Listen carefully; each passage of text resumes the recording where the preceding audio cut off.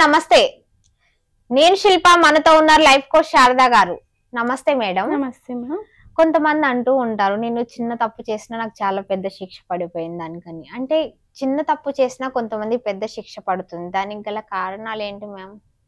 అంటే అది ఎవరు నిర్ధారించలేకపోవడం, వీళ్ళు తప్పు చేశారా తప్పు చేయలేదా అని ఒక్కొక్కసారి నిర్ధారించలేకపోవడం. ఒక్కొక్కసారి పిల్లలు చూడండి, పాపం ఏ తప్పు చేయదు, మనం ఎవరి మీదో కోపం తీసుకొచ్చి వాళ్ళ మీద కూడా చూపిస్తుంటాం, కానీ అది మన తప్పైనా వేరే వాళ్ళ తప్పైనా శిక్ష పడింది మాత్రం పిల్లలకే కదా. అలానే మన స్కూల్లో మంచిగా చదువుకుంటుంటాం, ఎవరో ఒకరు మన బుక్ దాచేస్తూ ఉంటారు, కానీ ఆ బుక్ దాచిన వాళ్ళకి పనిష్మెంట్ ఉండదు, బుక్ పోయిన వానికే పనిష్మెంట్ ఉంటుంది.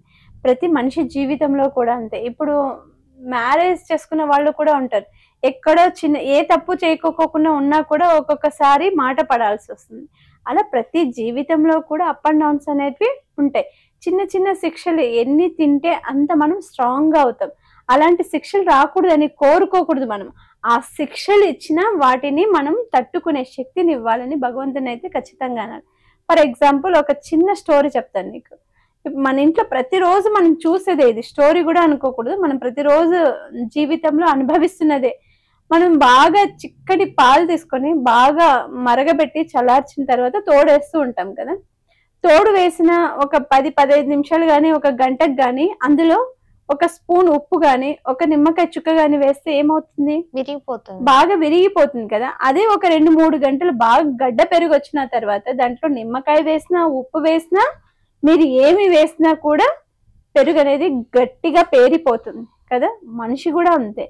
ఒక అవకాశం ఎవరైనా తీసుకొని మనల్ని ఏడిపించినా బాధ పెట్టినా శిక్ష వేసినా కూడా అవన్నీ మన మంచికే అనుకొని భావించుకోవాలి. లేకపోతే మనం కూడా ఎలా అయితే తోడు పెరగని తోడు ఎలా విరిగిపోతుందో అలా మన మనసు కూడా విరిగిపోతుంది. అలా విరిగిపోకుండా మనం స్ట్రాంగ్ అవ్వాలి అంటే ఎన్నో ఎన్నో ఎన్నో మన జీవితాల్లో ఆటుపోట్లు అంటూ వస్తూ ఉంటాయి. వాటిని మనం ప్రతి ఆటుపోటుని ఓవర్కమ్ చేయాలి. ఎందుకంటే ప్రతి స్టెప్ లోనూ కష్టం ఉంటుంది. ఒక్కొక్క స్టెప్ కష్టం దాటితేనే అమ్మయ్య ఇంకో స్టెప్కి ఎక్కగలదు.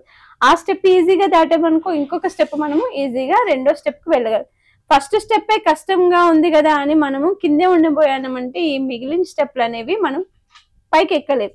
ఎవరైనా సరే మనకి శిక్ష విధించారు, ఎవరైనా దండించారు అంటే అది మన మంచికే. ఎన్ని ఫెయిల్యూర్స్ వస్తే మనకి అంత సక్సెస్ వస్తుంది. ప్రతి ఫెయిల్యూర్ వెనక కూడా ఒక మంచి సక్సెస్ ఉంటుంది. ఎందుకో తెలుసా? పెద్ద పెద్ద వాళ్ళు ఇప్పుడు ఒక స్పీచ్ లో బ్రహ్మానందం గారు చెప్పారు, నాకు ఒక స్కూల్ కూడా లేదు, మా ఊర్లో ఒక 10-15 కిలోమీటర్లు బస్తీ వేసుకొని బుక్స్ మోసుకొని నేను స్కూల్కి వెళ్తుంటే మా నాన్న ఎందుకు స్కూల్ అవసరం లేదు, ఏమీ అవసరం లేదు, ఇంట్లో కూర్చొని హ్యాపీగా పని చేసుకో, మన పొలాలు పని చూసుకో అని చెప్తే కాదు నేను అలా కాదని నడుచుకొని వెళ్ళి స్కూల్కి వెళ్ళి అక్కడ స్కూలింగ్ ఫినిష్ చేస్తాడు. స్కూల్తో అయిపోయిందా? కష్టము తీరిపోయిందా? లేదు కదా. మళ్ళీ కాలేజ్కి వెళ్ళాలి. స్కూల్ అయిపోయింది, ఇప్పుడు కాలేజ్కి వెళ్ళాలి. మళ్ళీ కాలేజ్ అంటే ఇంకొంచెం కష్టమే కదా.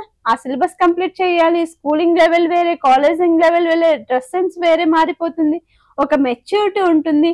ఒక మైండ్ ని మనం స్టెబిలిటీగా ఉండాలి. ఆ మెచ్యూరిటీని అన్ని కంట్రోల్ చేసుకోవాలి. మనం ఒక గోల్ ఒక అంబిషన్ ముందుకు వెళ్ళాలి అంటే అలా కాదు, మా నాన్న మానేయమని చెప్పారు, నాకు వద్దు అనుకుని ఆ రోజు ఒక్కరోజు ఆలోచన చేసి వెళ్ళకపోతే ఈరోజు వ్యవసాయం చేసుకుంటూ ఉండేవాడు. అదే స్కూల్కి వెళ్ళి కాలేజ్కి వెళ్ళి ఆయన మీద అవును నేను స్కూలు కాలేజ్కి వెళ్ళి నేను ఒక క్వాలిఫికేషన్ తెచ్చుకున్నాను, ఇక్కడితో ఆగిపోదాంలే అనుకోవచ్చు కదా.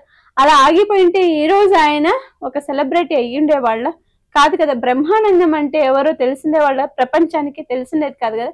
ప్రతి ఒక్క ఫెయిల్యూర్ కి, ప్రతి ఒక్క బాధకి, ప్రతి ఒక్క శిక్షకి కూడా ఒక భగవంతుని దగ్గర ఒక లెక్క ఉంటుంది. ఆ లెక్కని ఏదో సినిమా ఉంది కదా, ప్రతిదానికి ఒక లెక్క ఉంది, దానికి ఒక తిక్క ఉంది అని అంటారు కదా.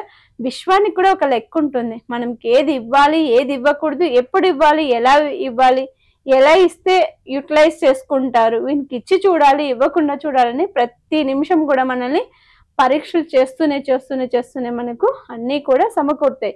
ఈ అనంతమైనటువంటి ఈ ప్రకృతిలో ఎవరికి ఏం కావాలంటే అది ఉంటుంది. శిక్షలు అనేటివి మనము శిక్ష అనుకుంటే శిక్ష, అది మన మేలుకొలుపు అనుకుంటే మేలుకొలుపు. ఇప్పుడు సడన్ గా మనం వంట చేస్తూ ఉంటాం, వంట చేయాలనేదే మన ఫోకస్, కానీ ఏదో హడావుడిలో చేయి కాల్చుకుంటాం. అలానే ఒక్కరోజే మన చేయి కాలి ఊరికే అయిపోతుందా? ఎన్నో సార్లు మన చేయి కాలుతూనే ఉంటుంది. ప్రతిసారి మనం అలర్ట్ గా ఉన్నా కూడా పొరపాటున ఎప్పుడో ఒక చోట తగులుతుంది, కాలుతుంది. అలానే మనం వంట చేయడం మానేస్తామా? లేదు కదా. మనిషి కూడా అంతే, ప్రతి విషయంలో కూడా వాళ్ళు ఎలా మేము గట్టి పడాలి. ఇప్పుడు ఒక్కసారి గట్టి పడ్డారు అనుకోండి, అలాంటి ఎన్ని దెబ్బలు తగిలినా కూడా మనము స్ట్రాంగ్ గా ఉంటాము. దాని నుంచి మనము తప్పించుకోవటానికి ప్రయత్నం చేయదు. ఫర్ ఎగ్జాంపుల్, ఒకరికి బాగా ప్రౌడ్ ఉంది, ఒక ఆయన BMW కారు కడుగుతున్నాడు. పొద్దున్నే లేసి పక్కింటి ఆయన కారు కడుగుతున్నావు, ఎప్పుడు కొన్నావు అని అంటే, నేను కారు కొన్నాను, మా అన్నయ్య గిఫ్ట్ గా నాకు ఇచ్చాడు, మా అన్నయ్య చాలా కోటేశ్వరుడు తెలుసా నీకు అని చెప్పాడండి.